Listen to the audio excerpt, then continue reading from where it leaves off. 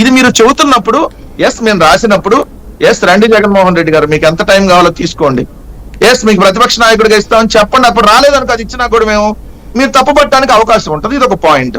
రెండు, ఇస్తే వస్తారా ఇవ్వకపోతే రారా అని అక్కడెక్కడ రాయలేదు. ఇంకా 4 రోజులు టైం ఉంది. జూలై 3వ వారంలోనే ఇప్పుడు అసెంబ్లీ సమావేశాలు జరుగుతాయి అని అంటున్నారు. సో మొన్న జరిగినటువంటి దాంట్లో మనం ఆల్రెడీ మొదటి రోజు దానికి వచ్చున్నాం. రెండు, అసెంబ్లీలో తెలుగుదేశం పార్టీ ఎన్ని గంటలుందో చెప్పండి. 2019 to 24 మధ్య పొద్దున వస్తారు, 5 నిమిషాల్లో బాయ్కట్ చేసి వెళ్తారు. అప్పుడు ఎవరు మాట్లాడినటువంటి పరిస్థితి. నేను దాని గురించి చెప్పట్లేదు, కానీ ఒకటైతే స్పష్టం సాయి గారు, వాళ్ళు ఏ విధంగా ట్రీట్ చేస్తారనేది అని మనకు అనేక సందర్భాలు ఇప్పుడే కనపడుతుంది.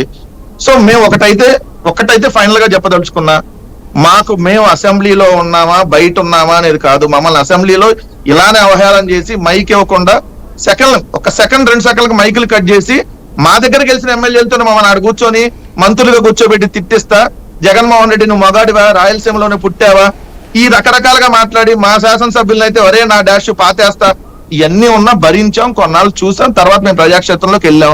చంద్రబాబు నాయుడు వెళ్ళాడు, అసెంబ్లీకి రాలా. ఈ రోజు అసెంబ్లీకి వెళ్తాం, జులైలో టైం ఉంది. వెంకటరెడ్డి గారు ఇక్కడ ఒక చిన్న డౌట్, అంటే అధికారంలో ఉన్నప్పుడు ఈ బాధ్యతలు ఎందుకు గుర్తురు? నిజం 2014 నుంచి 19 మధ్యలో మీరు అవమానాలు పడ్డారు కాబట్టి మిమ్మల్ని అధికారంలోకి తెచ్చారు, వాళ్ళని ప్రతిపక్షంలో కూర్చోబెట్టారు. అప్పుడు ఏం చేయాలి? మీరు సభా సంప్రదాయాన్ని జాగ్రత్తగా పాటిస్తూ గౌరవంగా ఉంటూ మీ నాయకులు మీ ఎమ్మెల్యేలు తప్పు చేస్తే వాళ్ళ చేత క్షమాపణ చెప్పించి అలాంటి తప్పు పునరావృతం కాకుండా చూసి అహంకారపూరితంగా లేకుండా ఉండి బాధ్యతాయుతంగా మీరు మాట్లాడుంటే మీరు చెప్పిన వాళ్ళది తప్పు అనేది జనాలు గుర్తుపెట్టుకుంటారు, మీరు నిర్మాణాత్మకంగా ఉన్నారని జనం గుర్తుపెట్టుకుంటారు.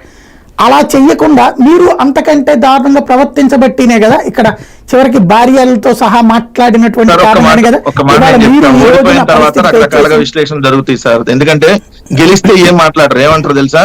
జగన్మోహన్ రెడ్డి సింగిల్ గా వెళ్ళి మాట్లాడతారు.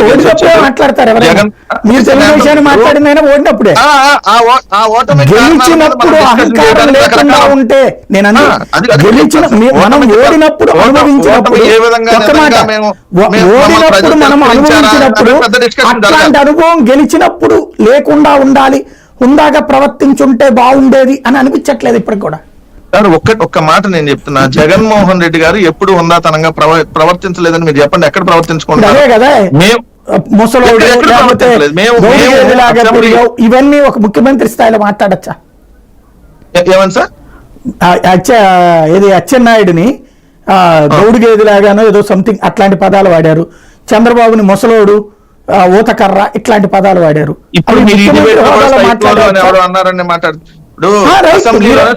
ఖచ్చితంగా నేను అంటాను అదే, జగన్ గతంలో సైకో అని రాక్షసుడని ఇవన్నీ మాట్లాడారు, క్రిమినల్ అని మాట్లాడారు, దానికే మీకు తీర్పు ఇచ్చారు. మళ్ళీ మిమ్మల్ని తిట్టమని కాదు కదా జనం కోరుకుంది. సార్ మేము ఎక్కడ ఒక మాట ఎవరన్నా ఒకళ్ళిద్దరు సభ్యులు ఎవరన్నా వివరించి ఉంటే మనం హుందాగా ప్రవర్తించడం మిస్ అయ్యారు. ఆ రోజున ఒక అతని పేరేంటి కాకినాడ ద్వారంపూడి, ఎందుకు ద్వారంపూడి మాట్లాడింది కానీ